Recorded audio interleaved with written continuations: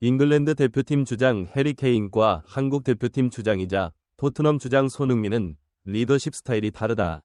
많은 축구 팬들은 잉글랜드와 세르비아의 경기 등 중요한 순간에 해리 케인의 실종에 대해 궁금해했습니다.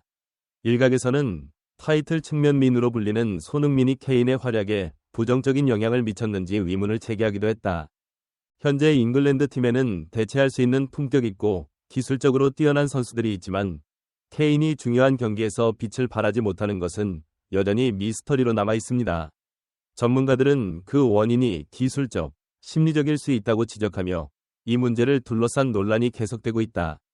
유로 2020 개막전에서 해리 케인은 잉글랜드가 세르비아와 맞붙을 때 실망스러운 활약을 펼쳤다. 이 경기는 영국 BBC를 통해 생중계됐으며 원격회의에 참석한 해설진들은 이 중요한 경기에서 케인의 활약에 놀라움을 표했다. 잉글랜드 국가대표팀은 맨체스터 시티의 스타 잭 그릴리시가 결석한 가운데 다소 놀라운 선수단을 구성했습니다. 이번 경기에서는 레알 마드리드의 주드 벨링엄이 중앙에, 필 포덴과 부카요 사카가 좌우 윙에 섰다.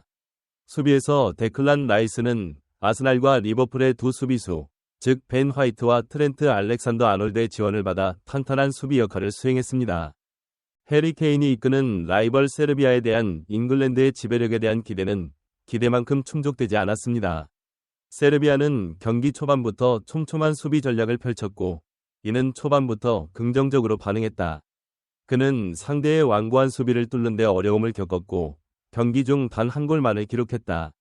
세르비아의 촘촘한 수비 전술은 전문가와 글로벌 축구 팬들의 특별한 관심을 끌었다. 공격을 철저히 방어하고 영국의 공격을 방지하는 이 전략의 성공적인 구현은 많은 사람들이 세르비아 팀의 능력을 높이 평가하게 만들었습니다. 특히 오늘날 영국에서 온 이미지는 세계에서 가장 고급스러운 것으로 간주됩니다.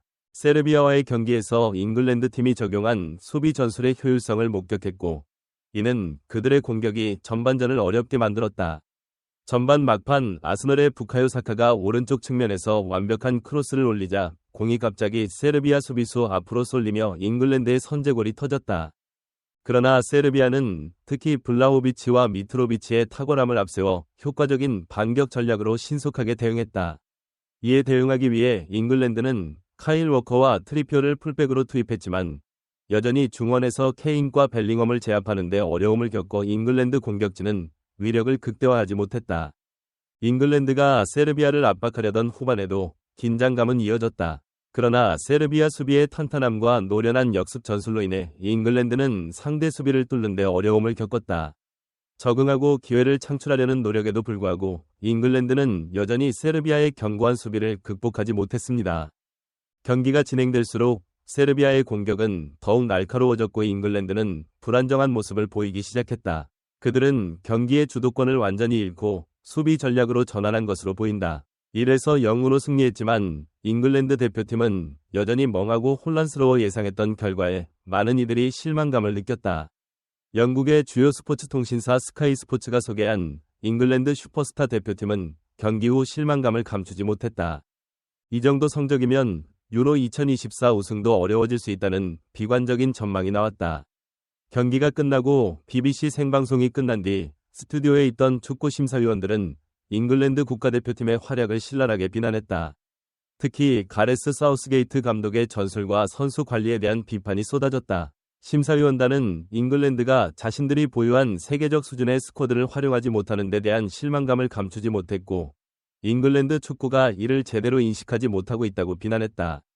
사우스게이트 감독은 팀의 가장 큰 약점 중 하나로 구체적인 전술적 지도력이 부족하고 선수 선발에 지나치게 집중하는 점을 꼽았다.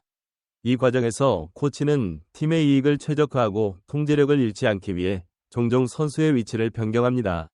예를 들어 원래 포지션인 트리피어를 오른쪽이 아닌 왼쪽으로 옮기는 것, 아놀드를 오른쪽 수비수에서 중앙 미드필더로 옮기는 것은 명확한 전술적 목표를 가지고 내린 결정이었다. 게다가 전문가들은 문제의 근본 원인이 전술적인 것뿐만 아니라 팀 전략에 따른 외로움 때문이라고 보고 있다. 예를 들어 해리 케인이 커리어 경기에서 겪었던 외로움도 손흥민이 토트넘에서 겪었던 것과 유사하다. 잉글랜드는 종종 세계 최고의 선수들로 구성된 강력한 스쿼드를 보유하고 있지만 그들의 목표는 최소한 준결승에 진출하고 유로와 같은 주요 토너먼트에서 우승하는 것이기 때문에 이는 특히 주목할 만합니다. 최근 몇 년 동안 그들의 최고의 성과는 유로 2020에서 준우승을 차지한 것입니다. 분석가들은 이러한 연속 실패의 원인 중 하나가 선수들이 국가대표팀에 합류할 때 프리미어리그 클럽 내 치열한 경쟁 때문이라고 생각합니다.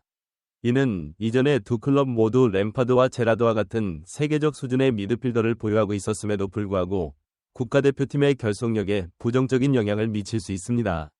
리버풀, 첼시 등의 클럽 출신 선수들이 대표팀에서 서로 경쟁하고 있는데 이들 간의 관계는 국제대회에서 잉글랜드의 효율성을 감소시키는 주요 요인 중 하나로 간주됩니다. 축구 전문가들은 잉글랜드 대표팀에 손흥민 같은 선수가 없어서 응집력이 부족하다고 말한다. 해리 케인이 토트넘의 주전 공격수인 반면 손흥민은 주장으로서 팀 내에서 주도적인 역할을 하며 동료들에게 자주 기회를 준다. 올 시즌 10도움을 기록하며 손흥민은 팀 동료들을 뒷받침하는 중요한 역할을 했고 해리 케인은 팀 성적보다는 골 넣기와 개인 기록 추적에 더 집중하고 있다. 30골을 기록한 케인은 어시스트가 3개에 그쳐 개인 득점력에 집중하는 경향이 있고 다른 선수를 지원하는 경우가 거의 없음을 보여준다. 리더십 스타일의 이러한 뚜렷한 차이는 잉글랜드 대표팀에서도 입증됩니다. 전문가들은 손흥민 같은 선수의 존재가 팀원 간 유기적인 협력을 장려하고 촉진하는 데 큰 기여를 할 수 있다고 말한다.